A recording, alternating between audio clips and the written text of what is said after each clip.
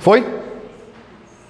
Pessoal, vamos lá, teologia sistemática, as doutrinas fundamentais da fé, e hoje nós vamos para a unidade de número 4, é a nossa última unidade aí, neste livro maravilhoso das principais doutrinas bíblicas, e hoje nós vamos falar sobre a doutrina do Espírito Santo e a doutrina da igreja. Os primeiros 3 capítulos nós vamos com a proposta de falar sobre o Espírito Santo, e os últimos 2 capítulos aí dessa unidade falaremos sobre a doutrina da igreja. É claro que, do ponto de vista bíblico, a igreja só existe por causa da presença do Espírito Santo.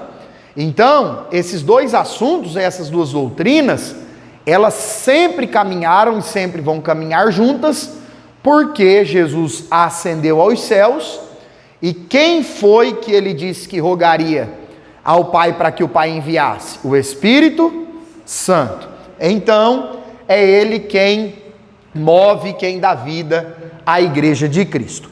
Capítulo 1, se você quiser aí localizar no seu livro, página 131, a doutrina do Espírito Santo, falaremos sobre pneumatologia. Quem aqui já tinha ouvido essa palavra? Pneumatologia. Por que, pessoal, que a doutrina do Espírito Santo é chamada de pneumatologia? Por conta da expressãozinha grega pneuma, que significa sopro, vento, espírito. Estas palavrinhas são traduções da palavra grega pneuma. Agora, você também provavelmente já ouviu falar que o Espírito Santo é chamado de Paracleto ou Parácletos. E aí alguns materiais teológicos vão chamar a doutrina do Espírito Santo não de pneumatologia, mas de paracletologia. Então, quando você ouvir pneumatologia ou paracletologia, ambas as definições são o estudo da pessoa do Deus Espírito Santo. Amém? Agora, nós precisamos lembrar o que nós estudamos lá no capítulo 1 desta matéria, quando falamos sobre a Trindade, que assim como o Pai é Deus, assim como Jesus, o Filho, é Deus, o Espírito Santo também é Deus. Então o Espírito Santo, ele é divino, assim como o Pai é divino, e assim como o Filho Jesus é divino. Fica claro isso? Amém? Então, recapitulando.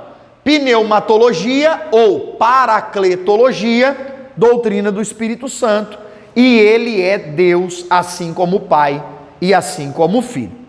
Quando nós olhamos para os textos bíblicos, nós vemos que o Espírito Santo, ele é Deus inquestionavelmente, porque ele possui os mesmos atributos do Pai e do Filho. Quem aqui lembra do texto de Atos dos Apóstolos, capítulo 5? Quem são os 2 personagens que aparecem lá? Os mentirosos. Quem são, gente? Vocês lembram? Ananias e Safira. O que esse casal fez? Eles venderam uma propriedade, queriam dar uma oferta, ao invés de chegar nos apóstolos e dizer, aqui está a nossa oferta, é isso que nós queremos contribuir, glória a Deus, não. Eles chegaram e disseram que estavam dando tudo, e não era tudo, eles retiveram uma parte. O que eles estavam fazendo? Qual o pecado principal que Ananias e Safira cometeu? Da mentira. Eles estavam mentindo fisicamente para quem? A Bíblia fala lá que quem estava na igreja aquele dia era o apóstolo Pedro. Então, fisicamente, Ananias e Safira estão mentindo para o apóstolo Pedro. Foi usado com discernimento, com revelação, E disse o quê? Vocês acabaram de mentir para Deus. E depois Pedro diz: vocês estão mentindo para o Espírito Santo. O que é que Pedro está nos mostrando aqui? Que Ananias e Safira estavam mentindo para Deus quando mentiram para o Espírito Santo. Por quê? Porque o Espírito Santo é Deus, assim como o Pai e assim como Jesus. Amém? Este é um exemplo bíblico da divindade do Espírito Santo. Nós poderíamos ficar a aula toda abrindo a Bíblia e discorrendo textos que falam que o Espírito Santo é todo-poderoso, onipotente. Textos que mostram que o Espírito é onisciente, ele conhece todas as coisas. Ele é onipresente, ele está em todos os lugares. Ele é eterno, assim como o Pai e assim como o Filho também são eternos. Ele possui outros atributos como senhorio, santidade, grandeza. Então, a Bíblia toda nos apresenta a pessoa do Espírito Santo como Deus. E aí a gente pode lembrar, né, Wellington, de Gênesis 1 e 2. Que Deus havia acabado de criar os céus e a terra, quem é que já aparece? O Espírito Santo, o Espírito de Deus. Então, é inquestionável essa doutrina. Agora, pessoal, o Espírito Santo é Deus, amém? Amém. Mas ele também é uma... Por que é que nós podemos dizer que o Espírito Santo é uma pessoa? Não física como nós, mas divina. Porque o Espírito Santo possui as características da personalidade das pessoas. Quem aqui é uma pessoa? Amém? Graças a Deus por isso. Nós só podemos ser uma pessoa porque nós temos uma personalidade. E personalidade aqui, não entenda com um é mais animado, outro mais devagar, um mais reflexivo. Não, não. Personalidade, no estudo da antropologia dos seres humanos, é o quê? Alguém que tem intelecto, vontades próprias e sentimentos. Nós temos textos na Bíblia, por exemplo, Romanos 8, que fala que o Espírito Santo intercede por nós. Se ele intercede é porque ele sabe, ele pensa e conhece aquilo que precisamos, sim ou não? Então o Espírito Santo tem intelecto, tem entendimento. A Bíblia fala muitas vezes da vontade do Espírito, ou das vontades do Espírito. Mais uma prova que ele é uma pessoa. Quando nós pecamos, erramos, falhamos, a Bíblia fala que o Espírito Santo se entristece. É uma característica de um sentimento humano que a Bíblia está atribuindo para Deus, como nós estudamos, para nós conseguirmos entender a Deus. Se o Espírito Santo se entristece, é porque ele expressa sentimentos. Ora, se o Espírito Santo possui intelecto, vontades e sentimentos, ele é uma pessoa. Agora, o que difere? Ele não é uma pessoa humana como nós, ele é uma pessoa divina. Amém? Até aqui tudo bem? Amém? Vamos avançar para o capítulo 2, por gentileza, e falar sobre a obra do Espírito Santo. Olha só, pessoal. O Espírito Santo, ele está conosco, sim ou não? Sim. Jesus disse que rogaria ao Pai e o Pai enviaria o Consolador. Agora, isso aqui para mim é extraordinário. Porque o apóstolo Paulo diz em Romanos 8:23 que o Espírito Santo, ele é o primeiro fruto na vida cristã. O que é isso? Quem aqui lembra do dia que teve o encontro com Cristo? Amém? Amém? A primeira obra de Deus que aconteceu em nós foi a ação ou foram as ações do Espírito Santo em nós. O simples fato, e a gente já vai chegar aí daqui a pouquinho, o simples fato de Deus abrir o nosso coração para compreender o Evangelho, tirar as escamas dos nossos olhos e nos convencer do pecado, já são obras do Espírito Santo.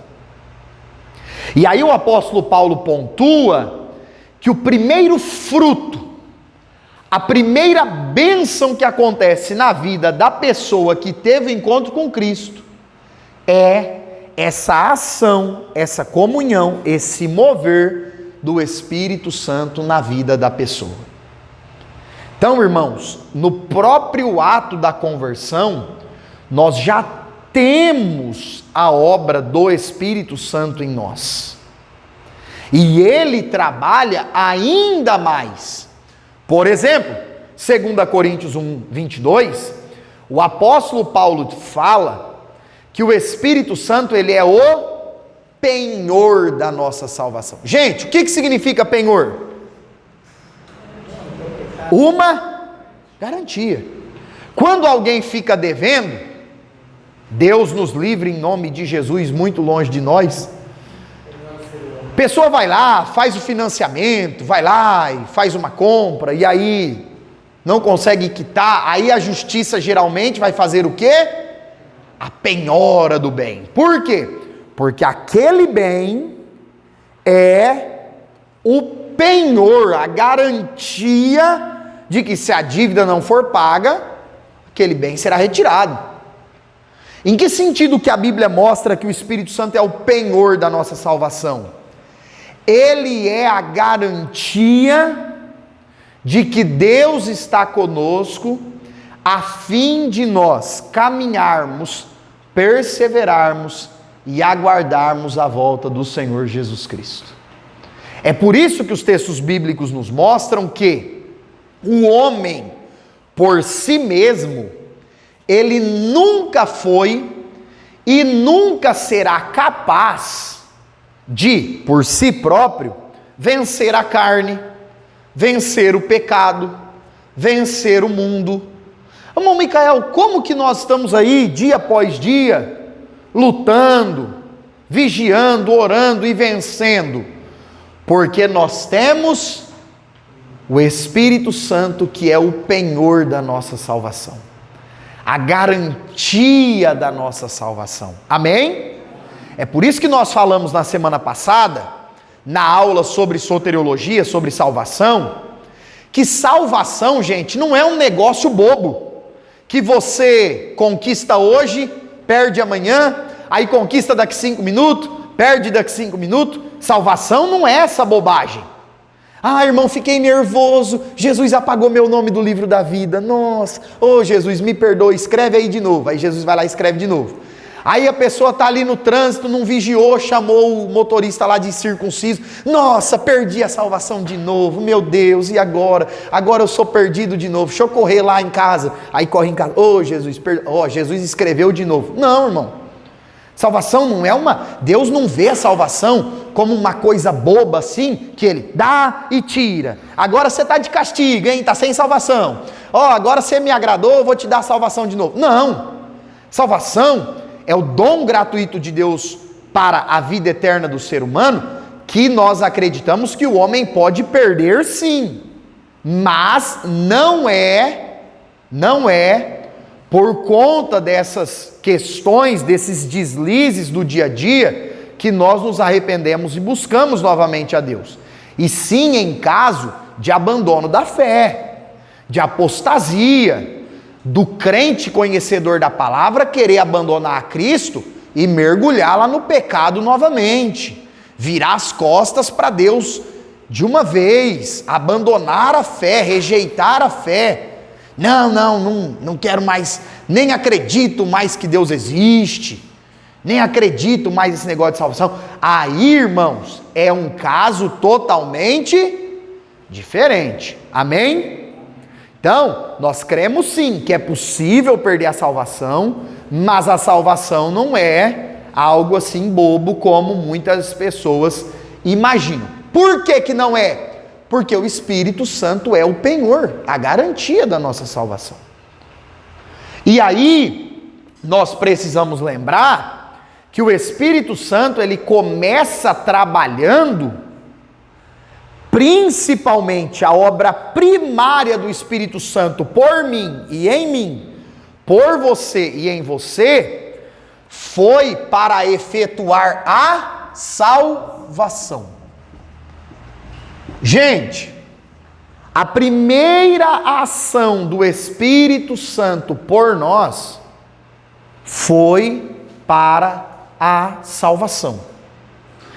Outro ponto aqui que nós tocamos na aula passada, vale a pena lembrar, olha só, na linha de pensamento de salvação de Armínio, conforme nós concordamos, diferente um pouco do que Calvino dizia, e se você não veio e não assistiu, assista a aula da semana passada lá, que já está o link lá no grupo, amém? Não esquece de assistir, tem coisas legais lá.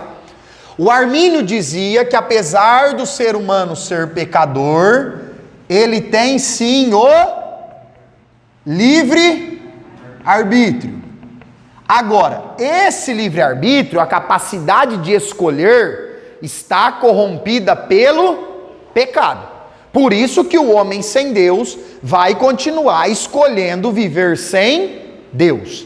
Bom, Micael, e o que é que moveu o nosso livre-arbítrio para entregar a vida a Cristo? Foi o Espírito Santo. Através de algo chamado na teologia de graça preveniente. O que é isso, gente? É o favor imerecido de Deus, que desejou salvar os pecadores, e aí nós ouvimos a pregação do Evangelho, e o Espírito Santo veio e libertou a nossa capacidade de escolher a Deus.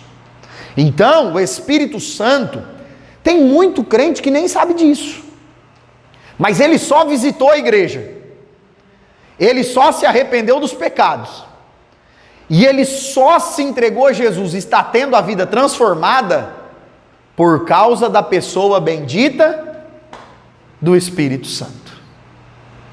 E quando nós compreendemos isso, nós entendemos, como é que foi que eu me converti? Rapaz, eu não estava nem aí para esse negócio de Deus, negócio de igreja, servir Jesus. Obra gloriosa do Espírito Santo. Professor, fico com uma dúvida, porque aqui em João fala do Consolador que convence do pecado, do juízo e da justiça. Isso. E do juízo. Aí eu posso falar que é o Espírito Santo que convence do pecado. Perfeito. Por quê? Porque a palavra Consolador, Paracleto, que é a mesma, quando vocês ouvirem paracletologia ou pneumatologia, está falando do Espírito Santo da mesma forma. E aí, por que Jesus faz questão, em João 16, de chamar o Espírito Santo de Paracleto, de Consolador, e não de Espírito Santo? Já explico para vocês. Por conta de algo chamado contexto. Qual que é o contexto, gente, de João 16? Falem para mim qual é o contexto geral de João 16. Qual que é? Bom, Micael, eu ainda não entendo muito esse negócio do contexto. Semana que vem a gente começa. Hermenêutica. Como interpretar a Bíblia corretamente. Para você e eu entendermos João 16 com excelência, nós temos que entender todo o Evangelho de... Primeira coisa, isso é o contexto remoto de João 16. É todo o Evangelho de João. De ponta a ponta. Para conseguir, irmão Haroldo, extrair com exatidão por que Jesus está chamando o Espírito Santo de Consolador e não de Espírito Santo, é ideal conhecer todo o Evangelho de João. Por exemplo, por quê? Porque o Evangelho de João não está preocupado em falar do que Jesus fez, e sim de quem Jesus era.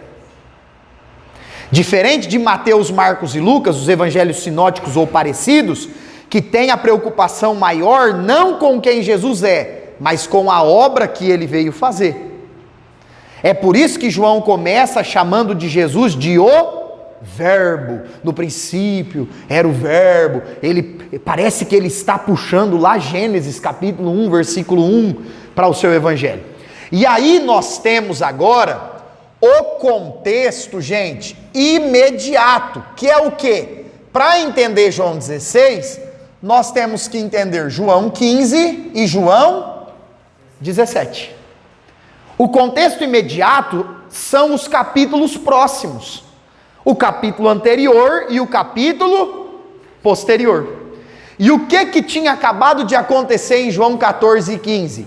Jesus havia falado para os discípulos que ele ia embora. Jesus havia falado para os discípulos que ele ia voltar para o céu. E os discípulos ficaram tristes. Aí o que Jesus disse? Não se turbe o vosso coração. Não precisam se preocupar. Porque eu rogarei ao Pai e ele vos dará o outro Consolador.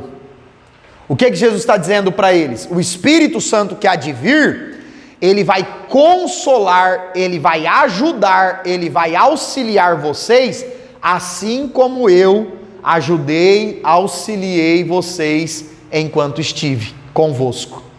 É por isto que ali Jesus chama o Espírito Santo de Paracleto ou Consolador. Amém?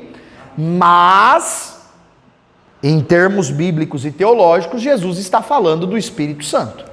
Então, se você disser, quem convence o homem do pecado, da justiça e do juízo é o Consolador, está certo. Se você disser, é o Espírito Santo, está certo. É o Espírito de Deus, está certo. E nós vamos ver aqui daqui a pouquinho vários nomes que o Espírito Santo aparece na Bíblia. Amém? Dúvidas, perguntas, comentários? Alguém aí? Olha só, queridos, aqui no capítulo 2 ainda é importante nós compreendermos que o Espírito Santo, ele age principalmente de duas formas. Quantas formas? Diga comigo, em mim, dentro de mim, no meu interior e através de mim, por meio de mim. O que é a obra do Espírito Santo em nós? Primeiro ponto, regeneração. O que foi a regeneração? O dia que você teve o encontro com Cristo e aquela mente minha e sua que estava morta nos pecados, Deus foi lá e reviveu aquela mente.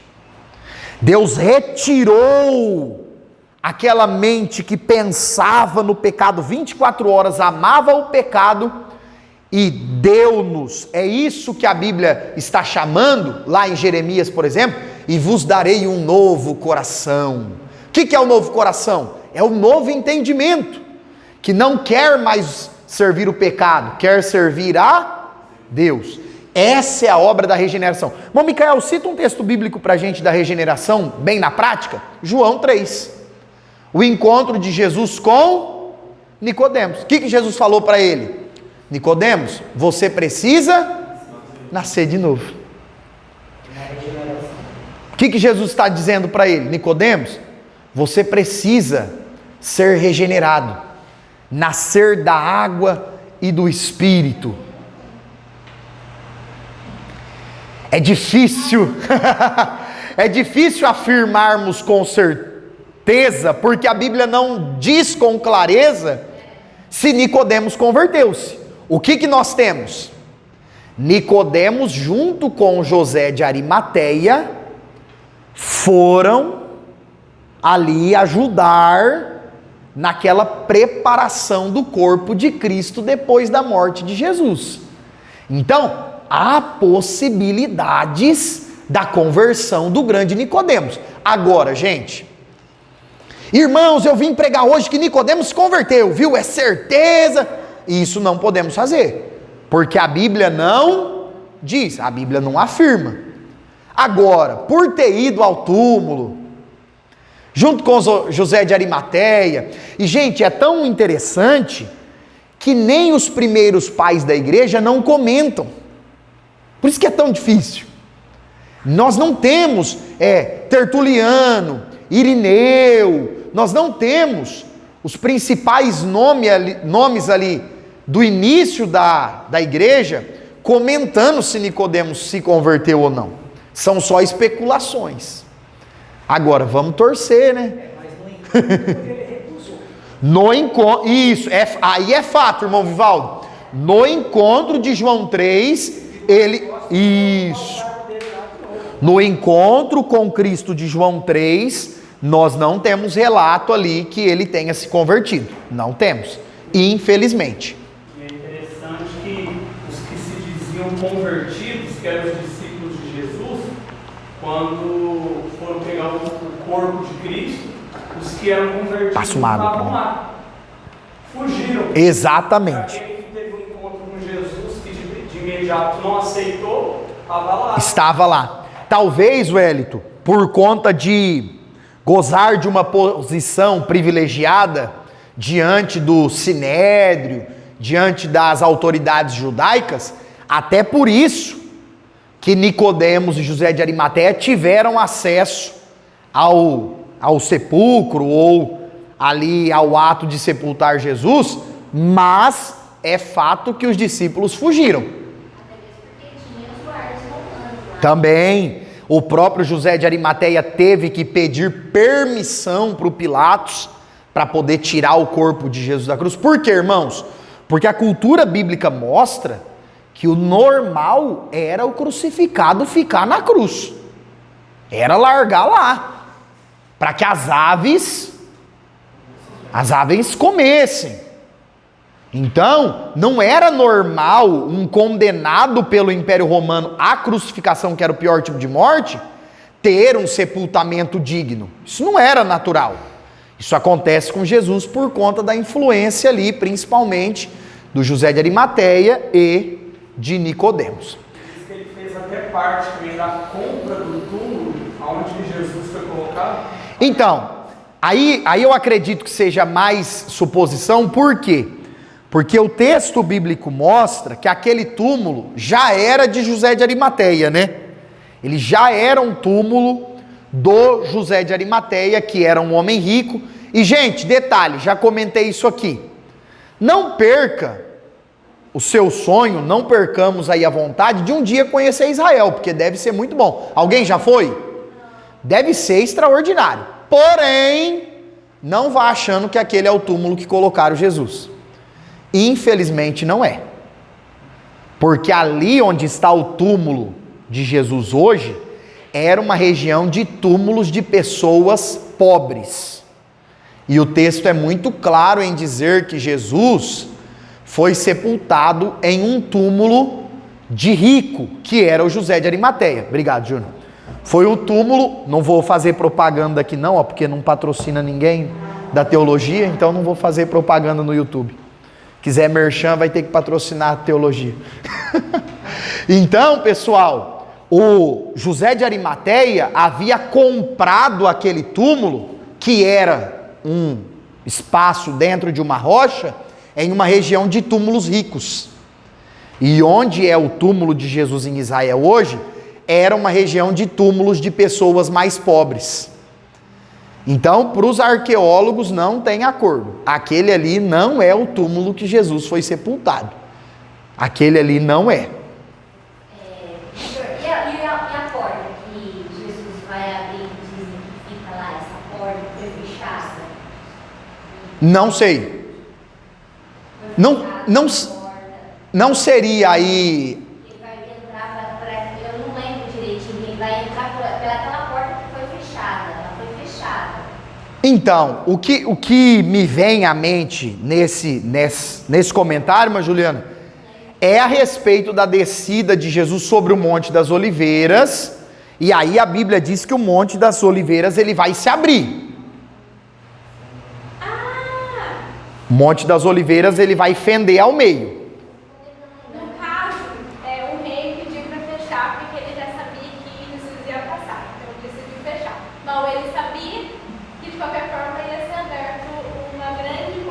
Mas aí é uma... O que que é? É uma história isso? Os historiadores mostrando sobre Israel, aí eles contam que tem uma porta, que dizem que o Messias vai entrar por ela, alguma coisa, estou tentando lembrar, mas não vou ter certeza. Entendi. Se vocês lembrarem, me falem, porque de momento eu não consigo conciliar com nenhuma história bíblica ou passagem bíblica. Não consigo, mas se vocês lembrarem... Você lembra, irmã Micaela? É mais uma teoria. Não, mas nunca eu tinha visto um vídeo falando disso. É uma teoria. É quase uma teoria. Entendi. Aí, pessoal, o que ocorre? Existem algumas histórias paralelas assim, muitas vezes advindas do judaísmo. Por quê? O judaísmo ainda espera o Messias. Eles ainda aguardam a vinda do Messias. E então pode ser nesse sentido. Se vocês lembrarem ou acharem, traz para nós, por favor. Agora, segunda obra do Espírito Santo em nós, dentro de nós, santificação. Gente, a santificação, ela acontece através de um processo igual à salvação. Nós temos a santificação no passado, no presente, no futuro. A santificação no sentido passado, qual que é a ideia? Nós já fomos santificados. Então nós já somos santos. Os santos, pessoas separadas de Deus ou para Deus. Por que isso? Porque nós éramos injustos, filhos da ira, condenados à condenação eterna, e Jesus nos resgatou. Amém? Então Deus já não nos enxerga mais como os injustos, e sim como pessoas separadas vivendo para Ele. Então, neste sentido, nós podemos dizer que nós já fomos santificados, ou que nós já somos os santos, pessoas separadas de Deus, ou separadas para Deus. Agora, no tempo presente, nós dizemos que estamos sendo santificados. Por quê? Adianta ter o encontro com Cristo e acabou? Não. O Espírito Santo, dia após dia, está trabalhando em nós, nos lapidando, nos podando, tirando as nossas arestas, colocando aquilo que falta, corrigindo, direcionando. Então, essa obra do Espírito Santo em nós hoje é porque nós estamos sendo santificados dia após dia. Terceira etapa da santificação, que também é aplicada à terceira etapa da salvação. Um dia eu serei, você será, e nós seremos plenamente santificados, plenamente santos. Bom, Micael, quando? Quando Jesus vier buscar a sua igreja. Os que morreram em Cristo ressuscitarão primeiro, e os que estiverem vivos serão, no mesmo ato, transformados. Nesse momento, irmãos, a nossa vitória contra o pecado, ela será completa. Por quê? Porque para onde nós vamos com Cristo, não há pecado, não há tentação, não há erro, não há tropeço. Então, na vinda de Jesus, os salvos serão plenamente salvos ou plenamente santificados. Quem é que faz essa obra? Já fez, continua fazendo e vai fazer essa obra em nós? O Espírito Santo. Alguém ia falar? Professor, você falou que Jesus vai buscar a sua igreja. Tem na palavra alguma coisa que a igreja vai ao encontro de Cristo? Perfeito. 1 Tessalonicenses capítulo 4, versículo 13. Até respondi um moço hoje, porque ele está em debate no seu trabalho com o irmão calvinista, pós-tribulacionista, amilenista, aliancista, porque tem gente que pensa, Túlio, que escatologia é só pré-tribulação, pós-tribulação. Não, irmão, isso é só isso aí é só um grão no meio da areia. Bom, Micael, por que tem pessoas que pensam tão diferente de nós? Por exemplo, porque nós acreditamos que Israel é Israel e igreja é igreja. Eles acreditam que a igreja é Israel. Aí, irmão, já dá um nó, ô Paulo. Aí já dá um problemão para interpretar a escatologia. Alguns irmãos já tiveram, outros ainda terão, e nós vamos ver isso. Para interpretar escatologia, por exemplo, nós acreditamos que os juízos são literais. Eles acreditam que os juízos são figurados. Gente, se os castigos do Apocalipse for só simbologia, a gente pode ficar aqui na tribulação. Tá até bom demais, né? Nós podemos ficar aqui. Agora, o que a Bíblia me mostra é que os 7 selos, 7 taças e 7 trombetas da ira de Deus são literais. Essa terra aqui vai ser boa parte destruída. E 1 Tessalonicenses 1:10 diz que Jesus nos salvou para nos livrar da ira vindoura. Se a grande tribulação é o derramamento da ira vindoura, como que a igreja estará aqui no período da ira vindoura? O sacrifício de Cristo foi em vão? Então, nós temos 1 Tessalonicenses 4, 11, 12 e 13 dizendo que na vinda do Senhor Jesus a igreja encontra Ele nos ares. E em Mateus 24 diz que é Jesus quem desce e pisa no Monte das Oliveiras. Como explicar esses dois textos? Porque são duas vindas distintas.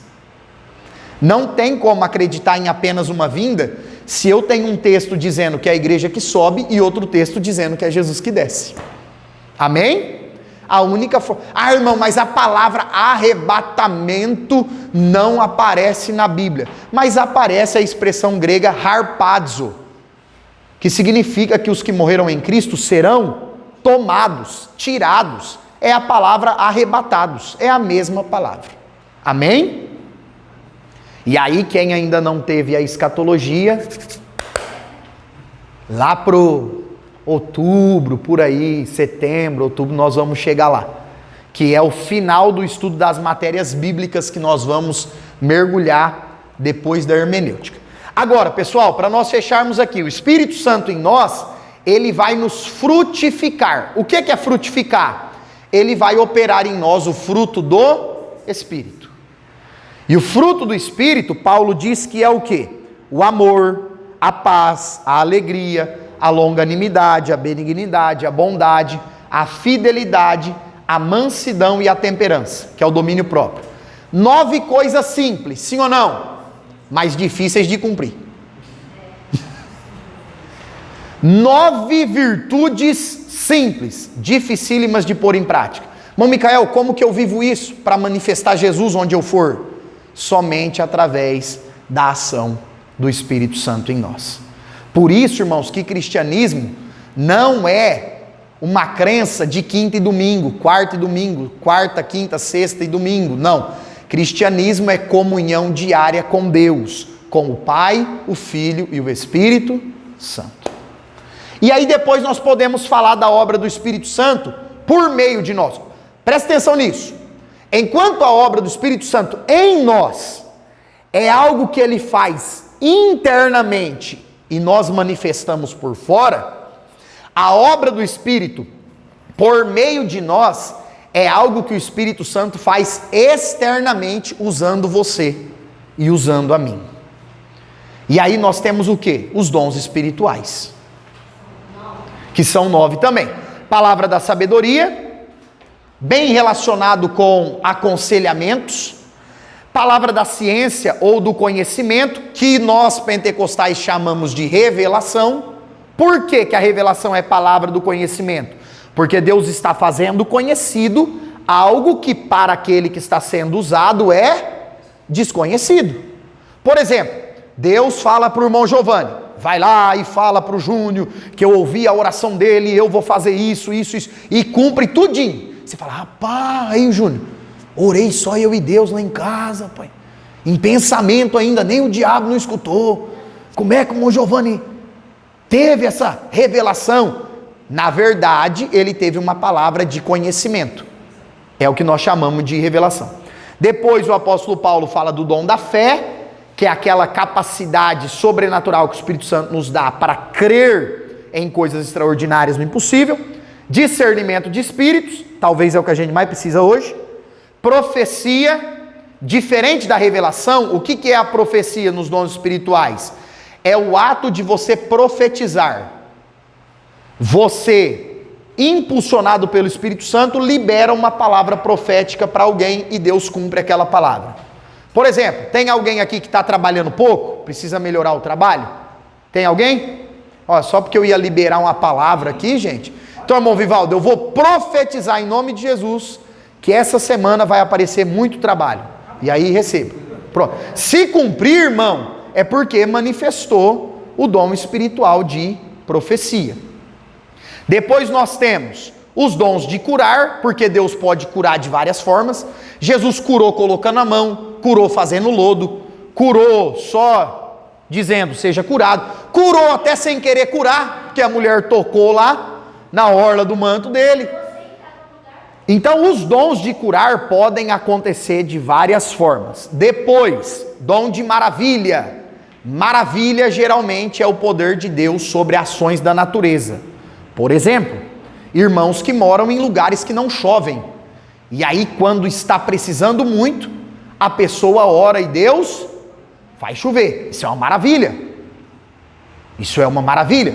É o poder de Deus sobre a natureza. Jesus aquietou o vento, aquietou o mar. Poder de Deus sobre a natureza. Como? Não. A maravilha tem mais a ver, não assim com ações que acontecem espirituais de Deus, propriamente conosco, por nós, mas sim Deus usando a gente para ministrar por outros, mas nesse sentido. Depois nós temos variedade de línguas e interpretação das línguas. Gente, quem aqui já viu interpretação de língua na igreja? É tremendo, não é? Tá aquela presença de Deus assim, aí vários irmãos que já são batizados falando em mistérios com Deus. É claro que isso não deve acontecer no culto inteiro, que aí Paulo fala que aí o culto vira bagunça, né? Mas quem já presenciou sabe. Está lá assim aquele mover de Deus, aquela presença gostosa. Aí parece que de repente Jeová vai lá e corta a língua estranha de todo mundo. Um irmão fala e o outro interpreta. É um negócio tremendo, gente. Uma vez eu estava num culto da virada, não foi aqui em Fernandópolis. E uma pessoa se levantou e falou em línguas, e uma pessoa da família falou que se sentiu impulsionada a levantar e interpretar as línguas, e ficou com medo de ser algo da mente, da carne. E aí passou assim uns 10 segundos, uma outra pessoa que estava do outro lado da igreja, nós estávamos em Ribeirão Preto, numa igreja assim de umas 600 pessoas mais ou menos, num culto da virada. Aí do outro lado da igreja, essa pessoa que era da minha família ficou com medo de ser carne. Você vê como que Deus queria que tivesse a interpretação. Levantou outra pessoa lá do outro lado e interpretou. Aí depois a pessoa falou para mim, as coisas que eu ia falar foi as coisas que a pessoa falou. Por quê? Isso é uma manifestação de variedade de línguas da parte daquele que se levantou e falou, e interpretação de línguas daquela pessoa que interpretou. Irmão Micael, a gente quase não vê isso na igreja. É lógico, irmão. O culto é 6 horas, a gente chega às 6:30. Lá vai, hein? O culto é de 6, a gente não tira 10 minutos de oração durante o dia, aqui de lá na semana. A gente vem para o culto preocupado com o que vai comer depois do culto, onde é que vai jantar, com quem é que vai sair. Aí essas coisas não acontecem mesmo. Depende mais de nós do que do Espírito Santo, porque Ele quer operar. Agora depende de nós estarmos aí em comunhão. Agora, esse domingo, essas línguas faladas, são línguas estranhas, mas estranhas da nossa língua. Do nosso conhecimento. Perfeito. Não, olha só, irmão Vivaldo. Isso. Ali em Atos, eles falaram línguas estranhas, eram estranhas para eles, mas eram línguas de outros países. Irmãos, nós não temos base bíblica para dizer que nenhum crente fala língua dos anjos. Não temos. Por quê? Porque Paulo, a única menção de língua dos anjos é Paulo em 1 Coríntios 13. E Paulo diz assim: ainda que eu falasse a língua dos anjos, ainda que eu soubesse qual idioma é falado no céu entre o Pai, o Filho, o Espírito Santo e os anjos, ainda que eu falasse a língua dos anjos, não tivesse amor, nada seria. É muito provável que as línguas estranhas que eu falo, que você fala, se acontece com você de vez em quando a língua estranha mudar? Acontece? Pode ser uma manifestação de variedade de línguas. Essas línguas que nós falamos, possivelmente são línguas que existem em algum lugar do globo terrestre. Por exemplo, um dia, eu acho que eu não era nem nascido, porque diz que isso faz muito tempo. Um dia veio uma mulher crente, Manlaudineia, dos Estados Unidos aqui na sede, aqui. E aí estava lá no meio do culto, tal. E de repente o culto está terminando, Deus tomou um, tomou outro, a mulher veio no altar chorando, se acabando de chorar. E o pastor falou: minha irmã, e aí? Você tem um manto para entregar? Você vai orar por alguém? O que está acontecendo? Aí ela disse: aquele irmão falou lá na minha língua, de onde eu moro, de onde eu venho, da minha cidade. Deus usou ele aí, o irmão nem sabia. Mas em línguas, Deus usou ele para falar poderosamente com ela aquilo que ela precisava. Então, possivelmente, é um assunto que há debate, mas possivelmente a língua estranha que eu falo, que você fala e que às vezes pode mudar, são línguas que existem em algum lugar. Micael, mas a gente não entende. Por que a gente fala? A Bíblia diz que quem fala em línguas edifica-se a si mesmo. Em mistérios está falando das grandezas de Deus. Você não entende, eu não entendo, mas o nosso espírito está sendo edificado. Amém? E nós devíamos praticar mais no secreto a oração em línguas. Deveríamos praticar mais.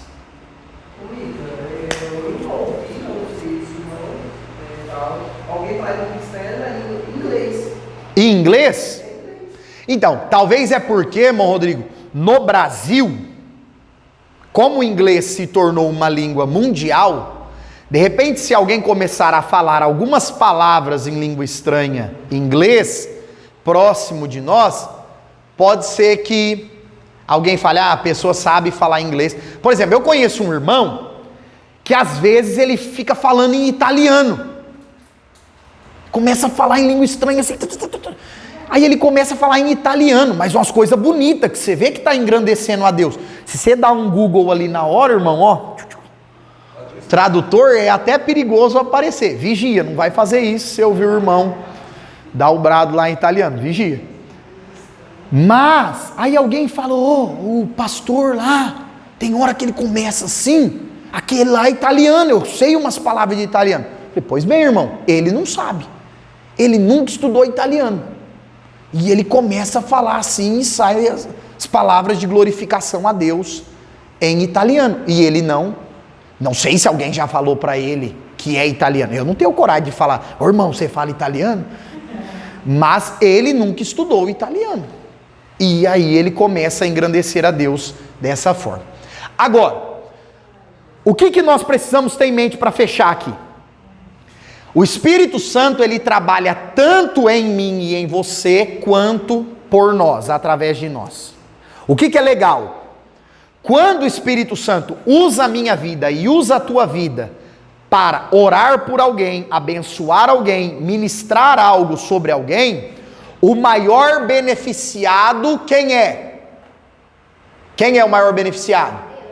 A pessoa que está recebendo. Se Deus usa você para orar e a pessoa é curada, quem é o maior beneficiado? A pessoa. Então, enquanto a obra do Espírito Santo em nós beneficia a nós, as obras do Espírito Santo através de nós serve para abençoar os outros. Amém? Acho que eu vou aproveitar a deixa. Eu sei que vocês não vão fazer isso, mas vou aproveitar a deixa.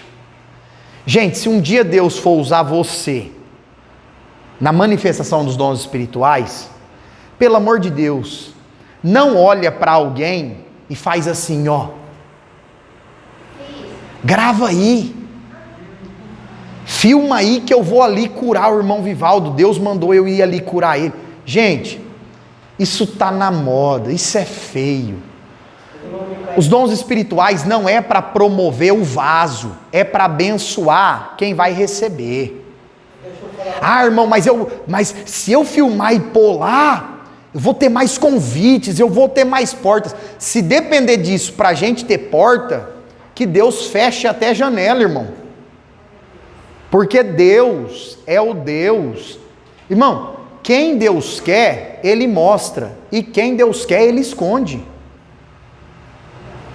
Eu tive um amigo que eu sempre dizia para ele: irmão, o que Deus quer esconder não tem ser humano, não tem rede social, não tem anúncio pago, não tem anúncio patrocinado que mostre. Agora, o que Deus quer mostrar, não tem Satanás, não tem ser humano, não tem quem esconda. Todo mundo aqui conhece o Genival Bento, não conhece? Pregador. É nordestino o Genival? Eu acho que é, né? Irmãos, quando Deus soprou o nome do Genival no Brasil, nem rede social ele não tinha. E ele já recebia mais de 100 convites para pregar por dia. O camarada em 3 dias fecha 1 ano de compromisso para pregar. E nem Face ele não tinha, Júnior. Porque Deus disse, chegou a hora, eu quero usar você e as pessoas vão saber que você existe. Então, irmão, é claro, Deus te leva a um lugar, é legal, você posta, você divulga, você coloca uma mensagem de salvação ali para alcançar alguém descrente da tua família, da tua rede social, isso é legal. Agora, querer nos promover através daquilo que Deus está fazendo através de nós, principalmente quando o assunto é dons espirituais, é feio e eu acho que é até perigoso. Eu falo assim, eu acho que na hora que Deus ele toma uma pessoa para fazer esse evento, eu acho que a pessoa não fica em si, ele é dirigido pelo Espírito. Não dá tempo de ele falar, filma aí que eu estou mandando. Mas, irmão Giovanni, infelizmente acontece, viu? Infelizmente acontece. A pessoa, irmãos, nós cremos que nos relatos bíblicos, a pessoa que está tomada pelo Espírito, ela está direcionada, mas ela não perde a consciência. A não ser que ela sofra um arrebatamento de espírito, que foi lá o caso de Paulo e tal, e ficou desacordado, aí é diferente. Mas ali na ação do Espírito Santo, a pessoa está consciente. E aí às vezes é um segundo de falta de vigilância. A pessoa acaba... É até perigoso, vocês já viram aquela situação? A pessoa vai e entrega tudo que Deus deu, aí fala assim, e digo mais. Aí pronto. Não, irmão, digo mais nada. Diz só o que Deus mandou dizer e deixa o Pai fazer a obra. Não precisa acrescentar. Quando fala, e digo mais, aí geralmente dá problema. Pessoal, dons espirituais, temos 2 correntes de pensamento. Nós acreditamos, principalmente os pentecostais, no continuismo. O que é isso? Os dons espirituais vão estar com a igreja até que Jesus volte. O cessacionismo, os irmãos de tradição de igrejas reformadas, eles acreditam que os dons cessaram depois que a Bíblia foi fechada. Bom, Micael, por que nós não acreditamos nisso? Porque apesar de acreditar na Bíblia como palavra de Deus, única regra de fé e prática, nós não temos nenhum texto bíblico que diga que o Espírito Santo ia parar de usar a igreja com dons. Tanto é que Atos 28, que é o livro da história da igreja, não tem conclusão.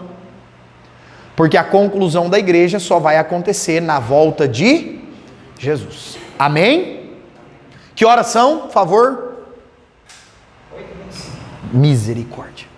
Vamos lá, nomes e símbolos do Espírito Santo. Ele aparece na Bíblia como Espírito de Deus, Espírito de vida, Espírito da graça, Espírito de adoção, Espírito da verdade e Espírito consolador.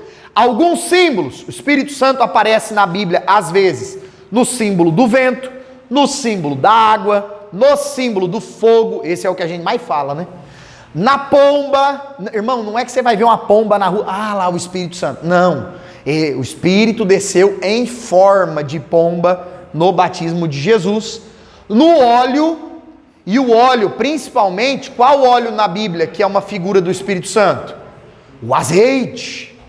E também como selo, e nós falamos aí de selo quando falamos do penhor ou da garantia. Vou dar só um detalhe aqui para nós irmos para eclesiologia e fechar a aula. Espírito Santo como óleo, símbolo do azeite. Vocês lembram do milagre da viúva, lá de Eliseu? Vai, toma vasos emprestados e não poucos. Aí do pouquinho de azeite que ela tinha, encheu todos os vasos. A Bíblia não diz quantos vasos tinha, mas parece que eram muitos. Porque a mulher disse que daria, mulher não, né? O profeta Eliseu disse que daria para pagar a dívida e viver do resto. Em momento nenhum você vai ler que o azeite parou. Você vai ler que acabaram-se os vasos.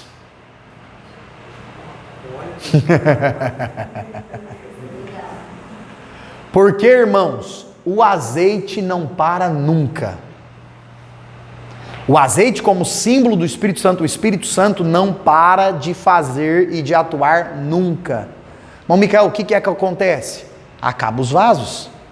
Ou como a gente gosta de cantar, né? Desemborca o vaso, Jesus. Vocês lembram desse corinho? O que é o vaso emborcado? É de boca para baixo. Então o Espírito Santo nessa figura do óleo, do azeite, ele quer se manifestar, ele quer ser derramado. Agora, nós que somos os vasos, precisamos estar dispostos, de boca para cima e sedentos. Amém? Só um detalhe aí. Capítulo 4, a doutrina da igreja. Pessoal, aí é a página 151 do livro. Eu vou agilizar aqui para nós concluirmos. A doutrina da igreja é chamada de eclesiologia. Como é que vocês leem essa palavra aqui, ó? Todo mundo fala que igreja é eclésia. Por conta de ek mais clésia. Gente, na língua grega nós não podemos ficar lendo as palavras, picotando elas, igual muita gente faz. A pronúncia aqui é eclesia. Eclesia. Então, se um dia você quiser falar, a pronúncia de igreja não é eclésia, é eclesia, o acento no i, e os dois K's têm som de C, eclesia. Qual é o significado da palavra grega eclesia? Congregação, reunião e igreja. Irmão Micael, por que então a ideia de eclésia, chamados para fora? Pode ser usado, apesar de não ser a palavra exata, até pode ser usado. Mas chamados para fora não significa os crentes sendo chamados para fora das quatro paredes. Irmão, mas a igreja não tem que fazer missão? Tem, mas a base bíblica não é essa. A palavra que é traduzida como eclésia, chamados para fora, significa que nós somos um povo que fomos chamados de fora do mundo para dentro da família de Deus. E quem está indo na escola dominical, e é das assembleias, eu espero que você esteja indo na escola bíblica dominical, porque o fato de fazer teologia deve fazer você ser um dos melhores alunos da IBD e não um faltante. Amém? Quem está indo na IBD, e nós estamos estudando esse assunto, viu lá na IBD isso. Em uma das lições está lá, que chamados para fora significa um povo que foi chamado para sair fora do sistema mundano e pertencer à família de Cristo. Amém? Então, esse negócio, eclésia, então, isso aí é chamado, irmãos, de falácias da língua grega. o que acontece? Nós, infelizmente, temos muitas pessoas na rede social, nas igrejas e assim por diante, às vezes não é nem por mal, é falta de conhecimento da pessoa, que ao invés da pessoa ir mergulhar e estudar o grego, a pessoa só fica espalhando aquilo que ouviu falar. Bom, Micael, eu tenho dificuldade com esses negócios do grego, do hebraico, o que eu faço? Não entra. É muito simples. A gente precisa disso para pregar o evangelho? Não precisa, são só detalhes para nós estudarmos. Então, aquilo que eu não domino e que você não domina, nós não devemos entrar. Amém? É igual o amor, né? Amor ágape, amor filéu, estorge e amor eros. Nunca teve isso na Bíblia. Isso era coisa de Sócrates, Platão e Aristóteles. E o pessoal fica querendo colocar isso nas escrituras. Olha só, e que não, irmã Juliana, a palavra ágape não existe. É agape. O acento é no Gá, não no A. A palavra ágape em grego não existe. É agape. Então até o acento o pessoal muda de lugar. A igreja também deve ser vista como uma continuidade do ministério de Jesus. Gente, as igrejas de Cristo, e aqui nós estamos falando da igreja invisível, o corpo de Cristo na terra, os salvos de todos os lugares, que tem em diversas denominações que está pregando Jesus, a igreja invisível, o corpo de Cristo, ele precisa entender que nós somos continuidade do ministério de Cristo. Gente, as igrejas não precisam inventar nada novo. As igrejas não precisam bolar nada novo. Elas só precisam continuar fazendo o que Jesus fez, o que Jesus fazia. Mas está mudando muito. A gente não precisa, eu queria saber um jeito novo assim de falar do pecado e da salvação. Não precisa. Eu queria aprender um jeito novo assim. Como é que eu poderia falar sobre a salvação para as pessoas, o céu? Fale do jeito que a Bíblia está escrito, do jeito que Jesus falava. Por quê? A igreja não é um grupo separado de Jesus, ela é uma continuidade. Nós estamos aqui na terra para dar continuidade ao que Jesus estava fazendo. Amém? Também é importante fazermos esse apontamento. A igreja é chamada de corpo de Cristo, Jesus é a cabeça e nós somos os membros. Qual é o membro mais importante de um corpo? A cabeça. E a cabeça já tem, que é Cristo. Ah, irmão Micael, mas eu me sinto uma unhinha, eu me sinto um fiozinho de cabelo, eu me sinto um dedinho. No corpo de Cristo, todos são iguais e têm a mesma importância.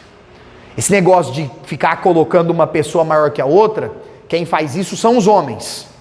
No corpo de Cristo isso não existe. E o corpo de Cristo é uma unidade na diversidade. Por quê? Nos assuntos bíblicos nós temos um mesmo pensamento. Amém? Nas doutrinas bíblicas, Jesus salva, Jesus cura, liberta, breve voltará. As doutrinas bíblicas nós temos um só pensamento. Mas nas coisas que não são da fé, as coisas principais da fé, cada um tem um gosto, sim ou não? Quem aqui prefere suco do que refrigerante? Aí. Quem prefere preto do que amarelo? Cor de roupa. Quem prefere sapato marrom ou sapato preto? Essas coisas, irmãos, não vão acrescentar nem tirar nada na fé. É por isso que a igreja é uma unidade na diversidade. Ah, mas ninguém pensa igual a mim, graças a Deus por isso. Quando os assuntos não são questões essenciais da fé, nós temos que pensar diferente mesmo, porque cada pessoa é uma pessoa. Agora, em assuntos que são fundamentais da fé, aí nós temos que ter o mesmo pensamento. Amém? Igreja visível e invisível. As igrejas visíveis, as placas, as denominações, elas têm falhas.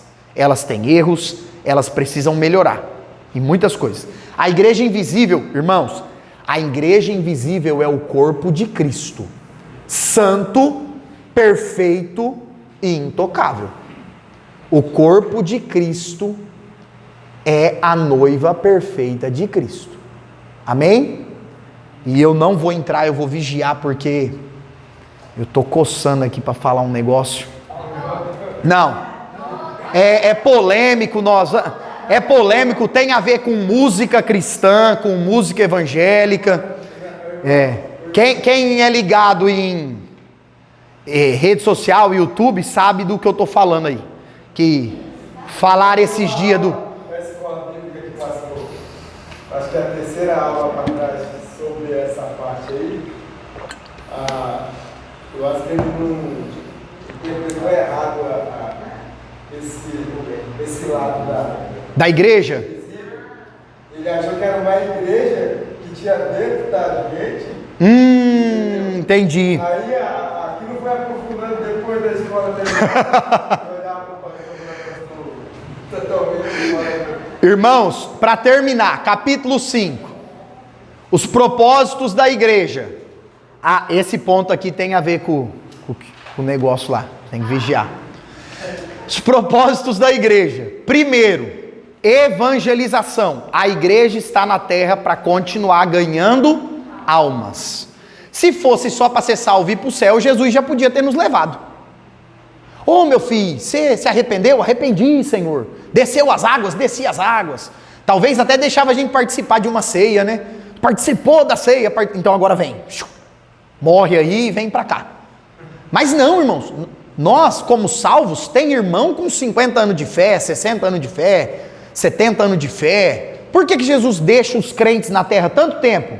Para nós darmos testemunho de Cristo e ganharmos almas. Depois, a igreja também está na terra para adorar a Deus, edificar uns aos outros, por isso que Hebreus 10:35 fala, não deixe de congregar, porque quando nós congregamos, nós edificamos uns aos outros. E a igreja também está na terra para a sua função de responsabilidade social, representar Cristo na sociedade e atender pessoas carentes e necessitadas. Detalhe, a igreja não é responsável por fazer aquilo que o Estado tem que fazer. Aquilo que é o governo quem deve fazer, não tem como a igreja fazer sozinha. Por exemplo, que igreja aqui que tem uma cadeia? A igreja evangélica abriu um presídio lá para prender os camaradas que cometem crime e precisa se reabilitar. Não tem como, irmãos. O Brasil tem 250 milhões de pessoas. Uns 40, 50 milhões de evangélicos. Geralmente é 30% das igrejas que contribuem financeiramente. Não vai achando esse negócio que toda igreja aí entra um montão de dinheiro, não. Não cai nessas bobeiras que os outros falam, não. Quem aqui mexe com guardar ofertas e contabilidade de igreja sabe do que eu estou falando. É 20, 30% dos irmãos só que contribuem. É bem pouca gente. E a maioria não é rico. Aí o que acontece? Tem gente que fala assim, a igreja deveria fazer um plano de aposentadoria para os membros. Que jeito? Isso é obra do Estado. Isso é obra do Estado. A igreja deveria ter uns juízes aí para julgar os criminosos. Quem julga os criminosos, irmão, é o fórum, é a comarca da cidade. Então, a igreja deve sim abraçar os órfãos e viúvas, os necessitados. Se tem a possibilidade de alimentar os famintos, deve fazer isso. Se você sabe que um irmão está precisando de alimento, a Bíblia diz que não é para você ir na casa dele orar, não. É para você ir lá na casa dele levar carne. Não é para você ir lá jejuar com ele. Ele já está jejuando faz dias. Vigia. É para você ir lá levar uma cesta. Se você tem 2 arroz, leva 1. Se você tem 2 quilos de frango, leva 1 quilo para ele. Amém? Então a igreja tem responsabilidade social, sim. Porém, o que é função governamental é função governamental. A igreja ela vai só auxiliando conforme nós vemos em Atos. E as 2 ordenanças que a Bíblia estabelece para a igreja. Gente, o catolicismo tem 7 ordenanças. O catolicismo tem a crisma, tem a confissão lá para o padre, e eles acreditam que quando o fiel faz isso, Deus vai abençoando ele. Biblicamente, o Novo Testamento só nos apresenta duas ordens que Jesus mandou a igreja continuar cumprindo. Primeira, batismo. Aquele que crê em Jesus, ele tem que confessar Jesus publicamente, sim ou não? Jesus diz: quem me negar diante dos homens. Então, no batismo, o que a pessoa está fazendo? Ela está proclamando o seu arrependimento publicamente, dizendo publicamente que ela é de Jesus. E as igrejas devem continuar batizando as pessoas que vão se convertendo, e devemos cumprir a ordem da ceia do Senhor. A ceia do Senhor, para nós, cristãos, protestantes, evangélicos, Jesus não está fisicamente no pão. Jesus não está fisicamente no cálice. Você não come o corpo de Cristo.